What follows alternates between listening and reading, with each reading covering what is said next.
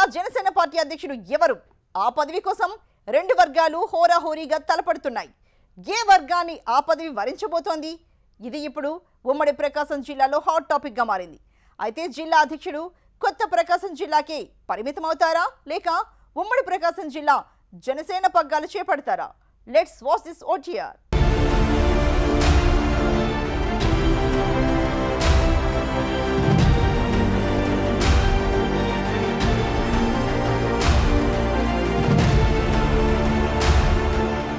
ప్రకాశం జిల్లా జనసేన పార్టీ కొత్త అధ్యక్షుడిని ఈ నెల 15న ప్రకటించనున్నారు.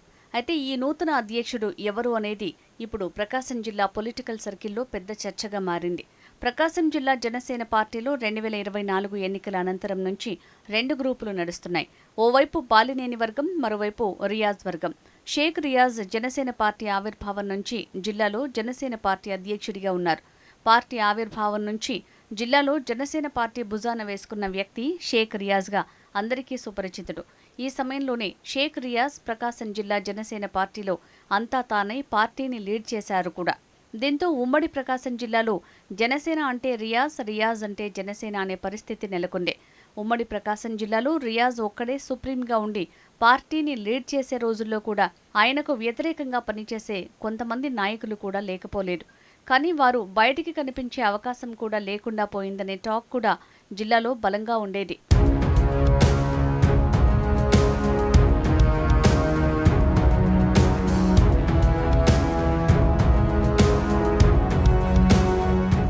రెండు 2024 ఎన్నికల అనంతరం బాలినేని శ్రీనివాసరెడ్డి జనసేన పార్టీలో చేరటంతో ఒక్కసారిగా ప్రకాశం జిల్లాలో ఆ పార్టీ స్వరూపంలో పూర్తిస్థాయి మార్పులు కనిపించాయి.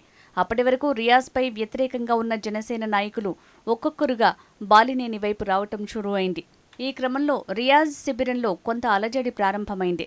ఈ విషయాన్ని ముందే గ్రహించిన రియాజ్ బాలినేని జనసేనలో చేరికను అడ్డుకునేందుకు విఫలయత్నం చేశారట. అంతేకాకుండా బాలినేని జనసేనలో చేరిన తర్వాత కూడా తనను రాజకీయంగా అడ్డుకోవాలని చాలా ప్రయత్నాలు చేశారనే టాక్ కూడా ఉంది. బాలినేని రాజకీయ అనుభవం పలుకుబడి కింద రియాజ్ నిలదొక్కుకోలేకపోయాడనే టాక్ అప్పట్లో బలంగానే వినిపించింది.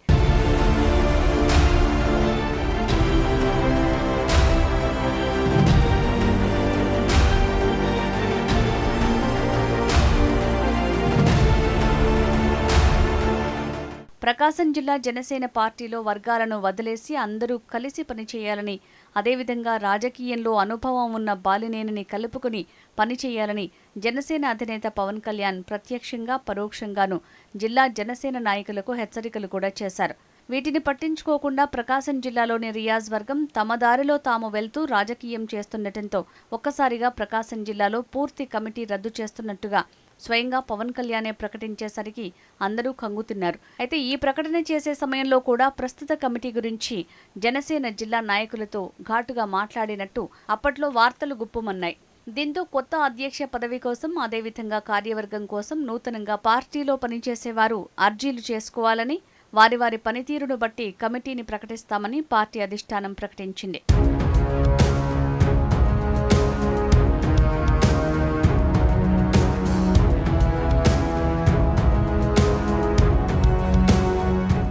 ఈ ప్రకటనతో ప్రకాశం జిల్లా జనసేన అధ్యక్ష పదవి కోసం బాలినేని తనయుడు బాలినేని ప్రణీత్ రెడ్డి, మాజీ అధ్యక్షుడు రియాజ్ కూడా పోటీలో ఉన్నారనే వార్తలు వస్తున్నాయి. రియాజ్ ఇప్పటికే అధ్యక్ష బాధ్యతలు నిర్వహించారు. అయితే రియాజ్కు మరోసారి అధ్యక్ష బాధ్యతలు అప్పగించడం కష్టమేనని రాజకీయ వర్గాల్లో చర్చ కొనసాగుతోంది. రియాజ్కు మళ్లీ ఆ ఛాన్స్ రాకపోతే ఆయన అనుచరుల్లో ఎవరికైనా అధ్యక్ష పగ్గాలు అప్పగించే వీలుందా అన్న చర్చ కూడా జరుగుతోందట. అయితే పార్టీలోని అన్ని వర్గాలను కలుపుకుపోయే సత్తా, పార్టీ కోసం ఖర్చు చేయగలిగే ఆర్థిక స్తోమత ఎవరికీ లేనట్టుగా గుసగుసలు వినిపిస్తున్నాయి. ఈ సమయంలోనే బాలినేని శ్రీనివాసరెడ్డి తనయుడు బాలినేని ప్రణీత్ రెడ్డి పేరు కూడా బలంగా వినిపిస్తోంది. దీనికి కారణం లేకపోలేదు. ప్రణీత్ రెడ్డికి అంగబలం, అర్థబలంతో పాటు తండ్రి బాలినేని శ్రీనివాసరెడ్డి వెనకుండి నడిపించగల సత్తా ఆయన సొంతమంటున్నారు రాజకీయ పరిశీలకులు. అంతేకాకుండా బాలినేని శ్రీనివాసరెడ్డి ప్రకాశం జిల్లాలో సుదీర్ఘకాలం రాజకీయం చేసిన వ్యక్తి. అంతేకాదు చాలా కాలం పాటు ఒంటి చేత్తో ప్రకాశం జిల్లా రాజకీయాలను శాసించిన వ్యక్తిగా కూడా చెప్తుంటారు. దీంతో బాలినేని శ్రీనివాసరెడ్డి తనయుడు బాలినేని ప్రణీత్ రెడ్డి ప్రకాశం జిల్లా జనసేన పార్టీ నూతన అధ్యక్షుడిగా ప్రకటించే అవకాశాలు మెండుగా ఉన్నాయన్న అభిప్రాయం బలంగా వినిపిస్తోంది.